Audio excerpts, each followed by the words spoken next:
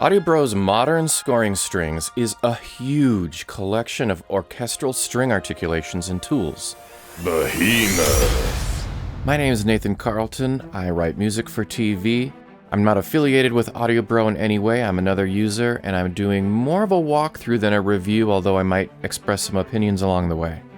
In this video, we're going to take a look and a listen at the shorts, pizzicato, con Legno, the octave runs and how Divisi sounds, tremolo, trills, and harmonics, some of the ensemble builder features, and also the Bartok pizzicatos for the bass. I also recorded a bit on the auto rhythm tool. We are not going to talk about a lot of the extended advanced features when you reveal all the cogs. We're not going to talk about the legato. AudioBro is got a update coming with improved legato, so we're going to wait for that. We're not going to go over the ostinatos or the aleatoric effects, and we're not going to talk about the intuition series. But in short, this is an overview of some features and not nearly all of them.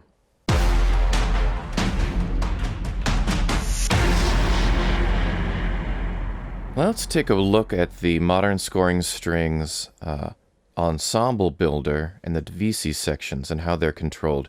This seems like it's going to be a relatively boring section, but if you don't take some time to figure this out at first, what you'll do is you'll start exploring the library and maybe clicking the Divisi sections on and off and exploring their sounds and start realizing, well, this one sounds a little different, that one sounds a little different. How are these controlled again? And if you don't want to mess with it at all, just have a different track in your sequencer for violins 1A and then 1B and 2A and 2B, and that'll be your template, and you can skip this section. But if you want any sort of control over the way in which the ensemble builder might work or how to play with it, especially the auto Divisi choices that are going to be made, this is the section for you. Now, of course, we start with violins 1 and violins 2, and each of them has an A and a B Divisi. And that is why quartet can be selected in the ensemble builder. If I unload these two, the most number of voices we can get in our ensemble is a duet. So as long as they're loaded, you can get as many as 4 different voices. If you want to change the prominence of one of the sections so that it's chosen as the first voice or as the soloist voice or the duet voice in a different order than they're laid out here, you can simply change them in the drop-downs. So your Divisi A could be the violins 2B. And you could even transpose them and have them play, for instance, an octave above or below. I'm going to go back to normal. That's probably enough for the ensemble builder. And the way that they're chosen is going to be either per voice or tutti. And you can set up an automation for that if you want. So I'm not clicking anything, I'm just moving an automation controller, which is to say that they're all going to sound together, or it's going to pick a voice per your chord. I'll play a simple chord here.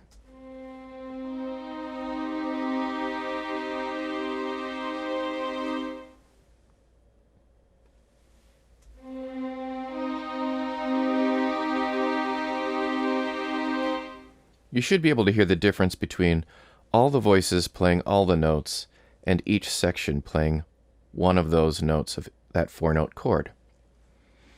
So that's one of the powers of the auto Divisi, is it's auto-assigning one of the Divisi sections to one of the notes. Note that the auto Divisi choices can be made at different speeds, and chords can be revoiced on release. There are some automatic choices for that.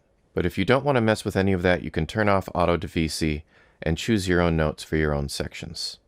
Keep in mind, with Auto Divisi on, you can still play chords and you can still hear legato. Let's see if I can demonstrate that here.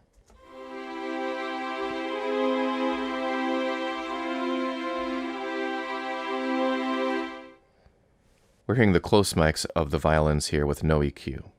So there I was always holding down 4 or 5 notes as I released and trade the legato transitions, and one of the voices was moving in legato. The reason there's slow and fast controls in the auto Divisi is because you're going to be releasing notes in order to determine whether it's a legato transition or simply a new note being added to the chord. Here's 1, 2, 3, 4 notes. I haven't played any legato yet, In order to change two notes at once, they can be changed in a legato transition, but I need to release the other notes so that there's only about 4 notes at a time, 5 notes momentarily, 6 notes momentarily. Otherwise, I'm just playing a 6-note chord. So, you need to think about how fast you're releasing the notes as you're trying to multi-voice legato within a section like this. Humanization gives you 2 choices, timing and tuning basically. For timing, you can be a little bit later than the note starts from the MIDI sequence or the MIDI controller. And for the intonation, you can be either a little sharp or a little flat, both as a baseline for the Divisi section or as a random distance away from the baseline. For my own purposes, I've been turning this off as I explore the library so that I'm not hearing timing and tuning differences introduced as I'm simply trying to explore the library. Pretty much anything you do here in the Ensemble area can be saved as a preset. They give you 17 presets that you can save over with different Ensemble and Divisi settings. Some of you are probably wondering what this big area in the middle is for. It allows you to move around the players in the stage.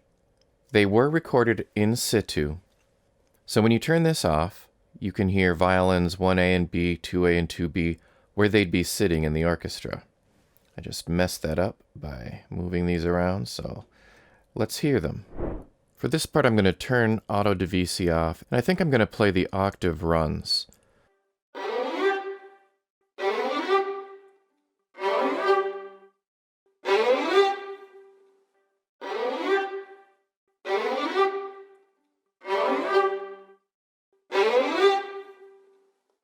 So it should be relatively obvious as you hear these octave runs where the players are seated.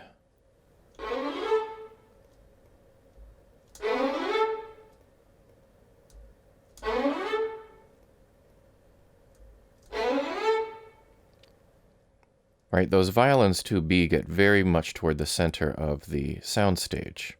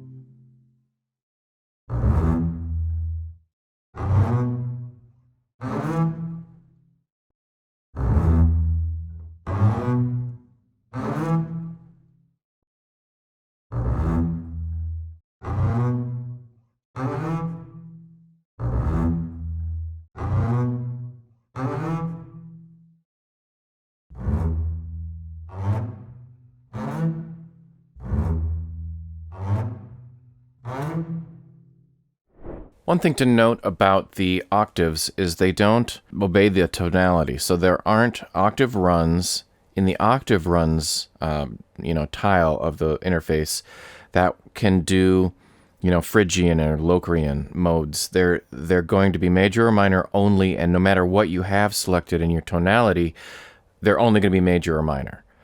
And they're only going to be based on the key that you're playing. They're not responding to tonality controls in the interface, which we haven't discussed yet, but we'll get there. They're not responding to those tonality controls that you see in the interface at all in any way, shape, or form. They're just major and minor octave runs. The scales would be the way that you could build an octave run in a different mode, including whole tones, or whatever scale you wanted to make up. But the octave runs, as recorded, octaves are only major, minor. In this section of the video, we're going to look at one of the unique features that allows you to record MIDI, arpeggiations, and rhythmic patterns based on chords and notes that you input that can be then dragged onto your sequence and played by other instruments. Obviously, you wouldn't buy the entire Modern Scoring Strings package just for this feature. To load the Auto Rhythm tool, or ART, you want to click the shorts and turn this Rhythm tool arrow down so you see all of the controls. And it's not new to Modern Scoring Strings, but it has a new version. There's ART Classic, ART New, an arpeggiator, and an ostinato tool. And we're going to try to walk through each of those. The default is called Fanfare, and I found it pretty clever because what they're doing here is they're demonstrating a particular piece of music with 8 steps. I usually add a 9th with a little rest at the end. And what you can do with it, or what this does, is with score sync enabled, these durations are going to select each of the 4 different types of shorts: spiccato, staccatissimo, staccato, and martellet.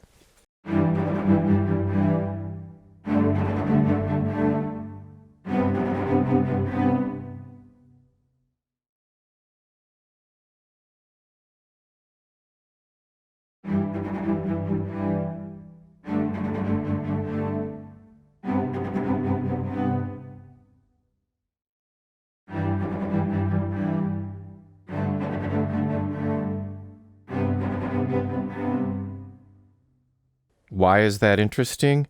Because it lets you hear all the different kind of durations in one pattern, which typically might be a little bit more frustrating to program because you'd have to articulation switch really quickly multiple times within a very fast pattern just to get the pattern articulated, and here it all does it automatically. So to enable it, you just turn the power switch on by clicking power, or that's going to turn off as soon as I hit stop on my sequencer. I turn it on, I hit play. As soon as I hit stop on my sequencer, it's going to turn back off. Or you just hold down your sustain pedal. So I've got this sustain pedal going with my foot down here, and it's turning on and off. So that's what the power button does. And I hold down a chord.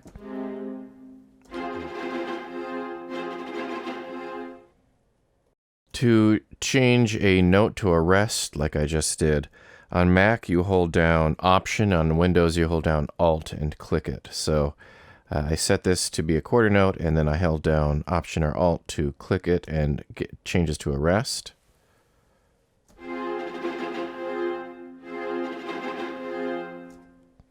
Now you'll notice the duration slider is pulled down a little bit when you open the patch. That makes them just a slight bit shorter, and there's a little bit of humanization going on here. The repetitions, you can double everything. I don't know that this is going to sound very good at this tempo. Let's see what it does. Kind of makes this pattern confusing, but it basically plays every duration twice. Now, one of the cool things that you can do is click record, do the same thing. I think I usually hit space when I do this. So the sequencer is playing. And now it has actually recorded that. I'm going to hit stop, and I can drag that MIDI file onto my sequence. You can see it's got a little untitled.mid here. And when I drag that into my sequencer, I can play that in another instrument. So there's that little bit of MIDI. And, I can go and assign that to something. Let's bring in maybe CSS, right? Let's do a viola spiccato in CSS, and it's loading.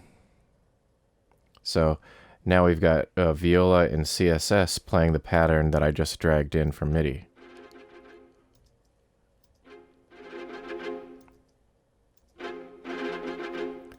You can hear the humanization going on, kind of staggering those notes quite a bit.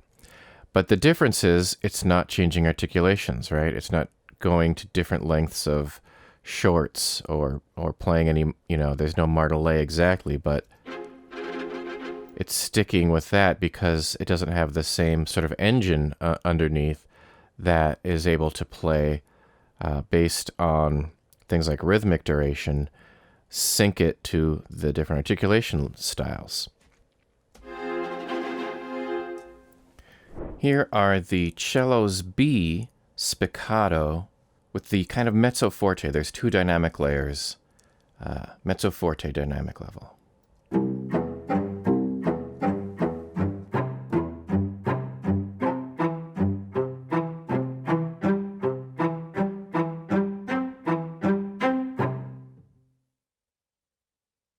You'll see there's no EQ, and we are on the close mics. Tighten is on auto mode, so I'm letting it choose how tight to make things. There's no humanization or Divisi happening. We're going to switch over to cello's A just to hear the difference now.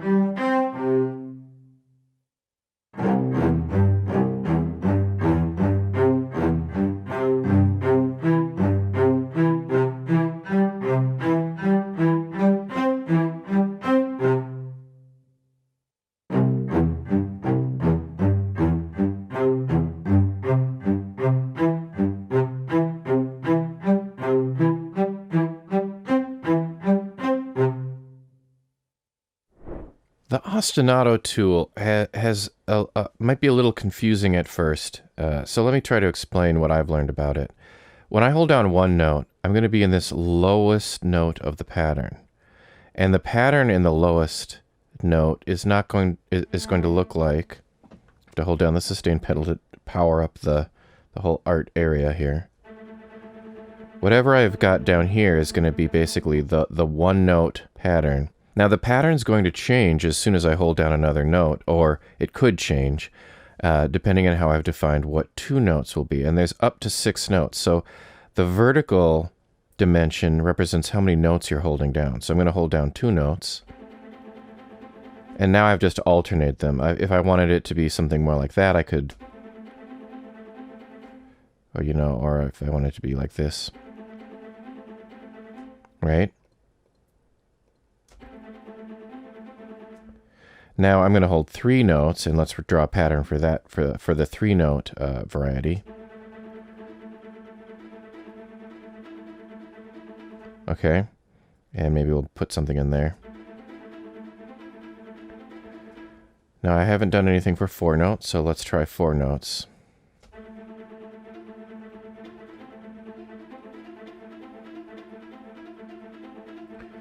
We aren't score synced yet, so I mean, there's nothing interesting about our rhythmic pattern. So we're just still in spiccatos. If we wanted to just listen to this in a different articulation, slider. I have to turn off score sync. Just follow the score.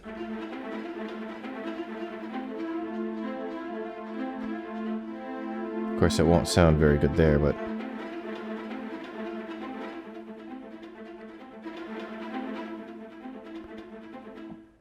And then we'll do 6 notes. Let's see if I can get my.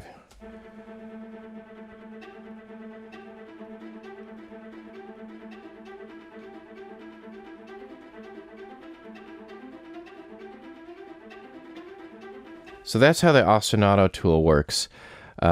Probably a quick source of inspiration if you're looking for something. You could see I was able to draw in some patterns pretty quickly, and already I could have gone off from there. And so as an inspirational tool, pretty powerful.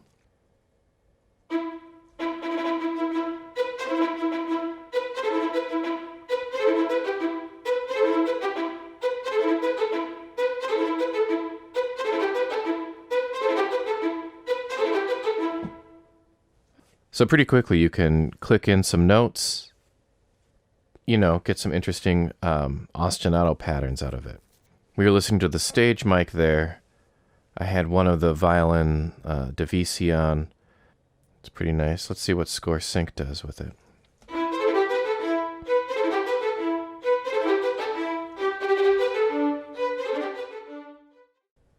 And let's quickly check out maybe a zigzag up-down pattern.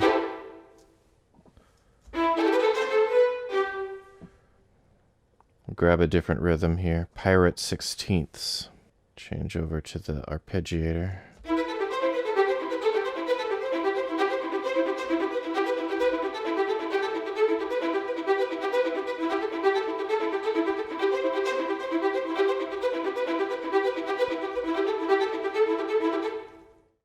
Ostinato Bakery.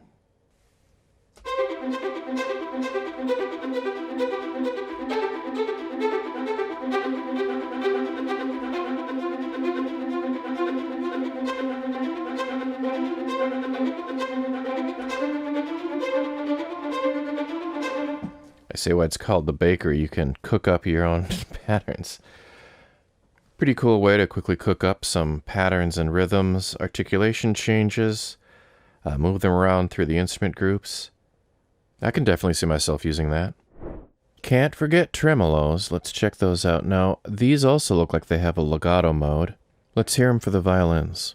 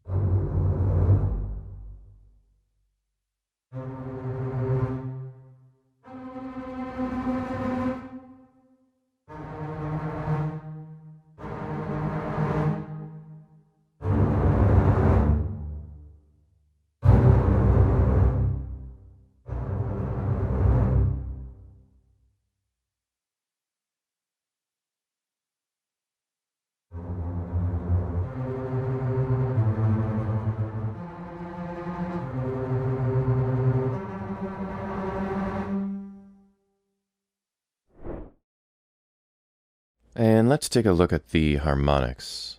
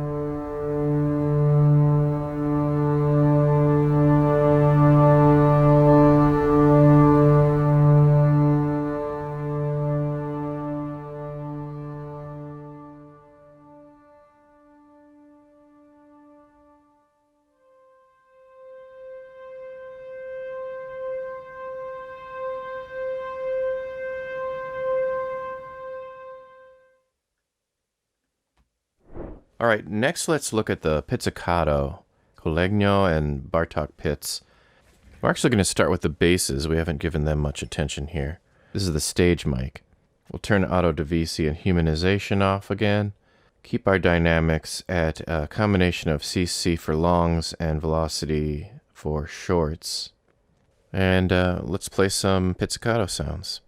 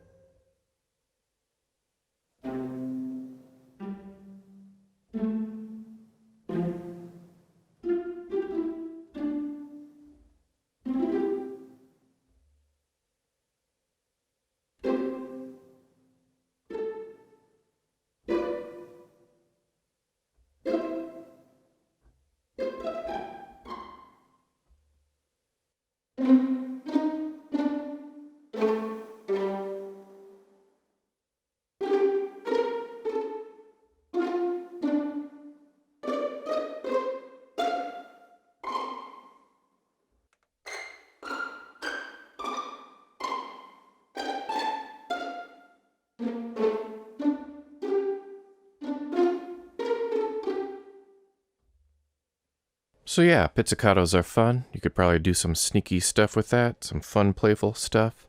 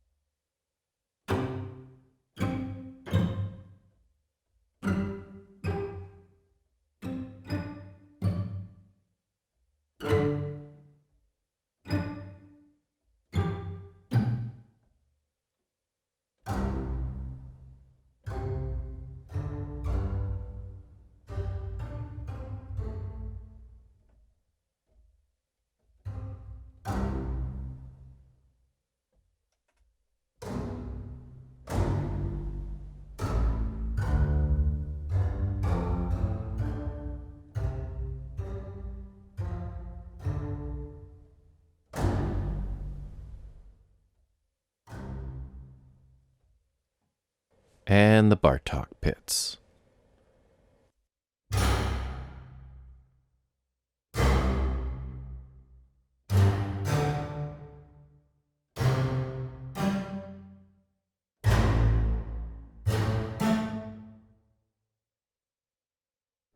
Alright, trills may not be the most exciting part of this video, but it's worth pointing out how consistent they are across the modern scoring strings range of instruments.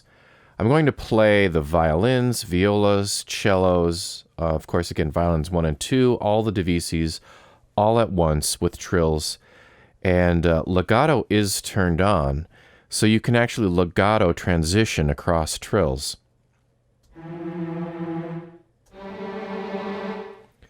You can trill in a tonality, so if we're in C major here, a B is going to be a half step, a B is going to be a half step, so is an E, whereas the rest of the tones are going to be whole steps.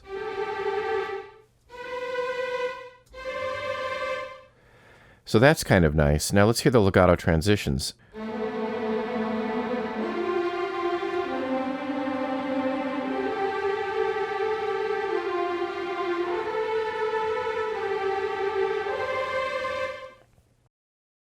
Now all of these instruments are going to be using the stage mics, so we'll get a little bit of room sound here. And all of the ensembles are on, but none of the audio Divisi or humanization is on. There's no EQ or external reverbs applied.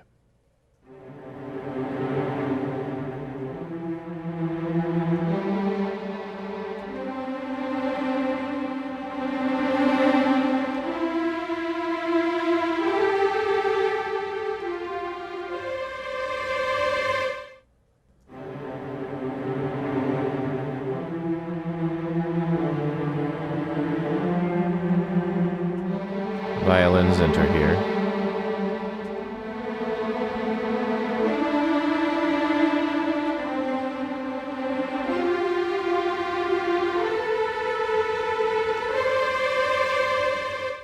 Now the violins can get pretty high.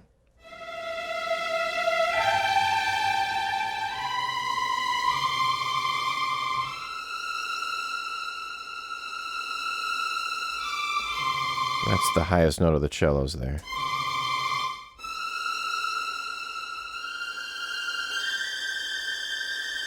And I think we're in kind of an extended range here.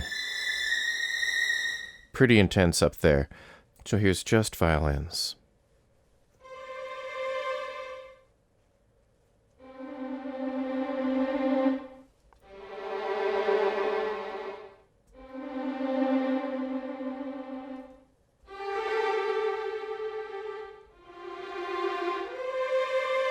You can start to hear the legato a little bit more clearly there.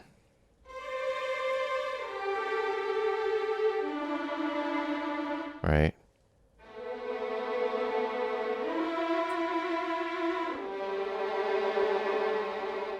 So it's interesting to be able to legato into a trill.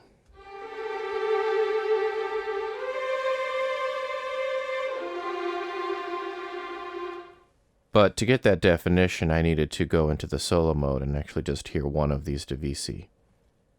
Let's check out Violins 1B.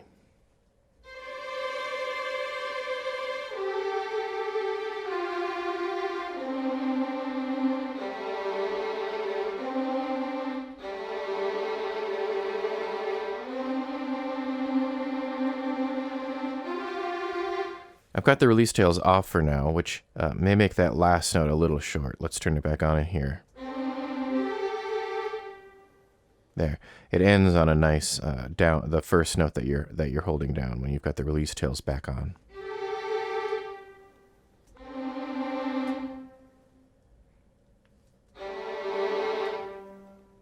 Right. Moving down to the violas.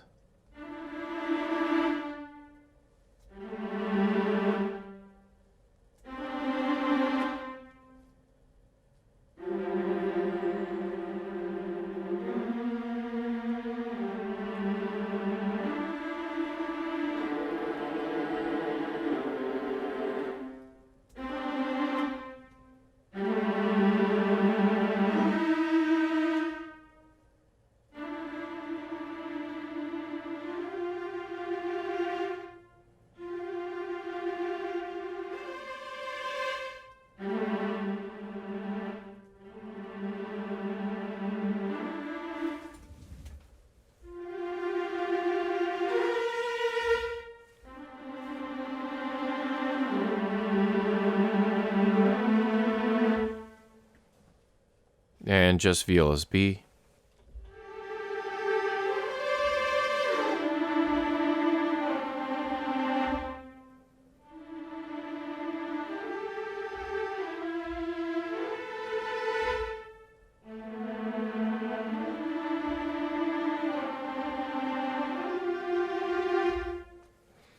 So you can hear that legato working.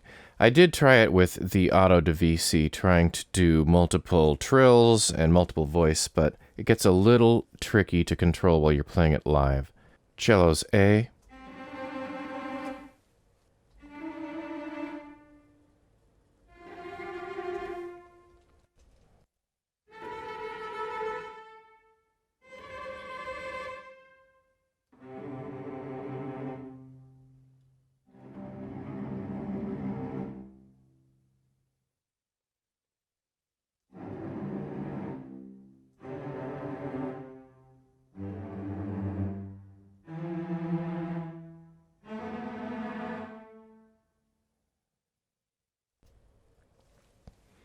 And there was cellos B.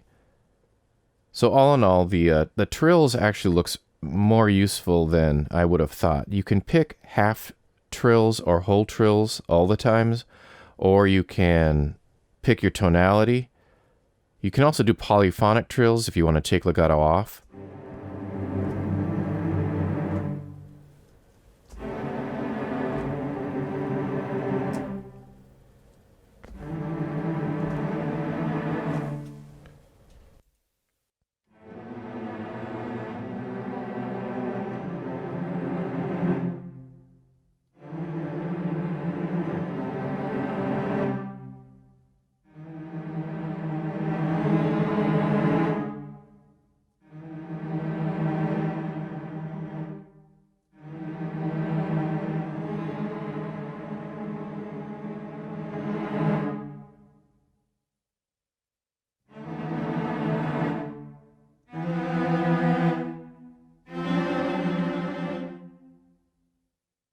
I think that about covers it for the trills.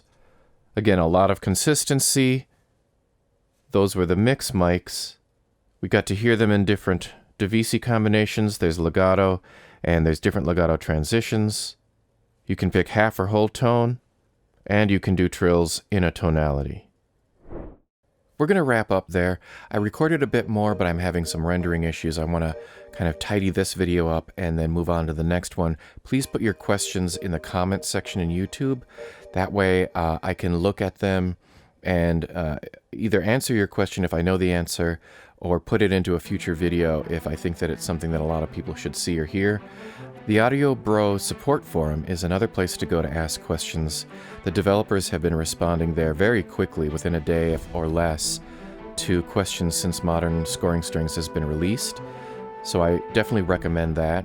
We still have so much to cover. There's so much to talk about, including the Intuition series, the aleatoric effects. Every feature we've touched on has features that we haven't touched on under the hood. Yeah, if you like this video, please give it a like, subscribe to the channel, and take care. Cheers.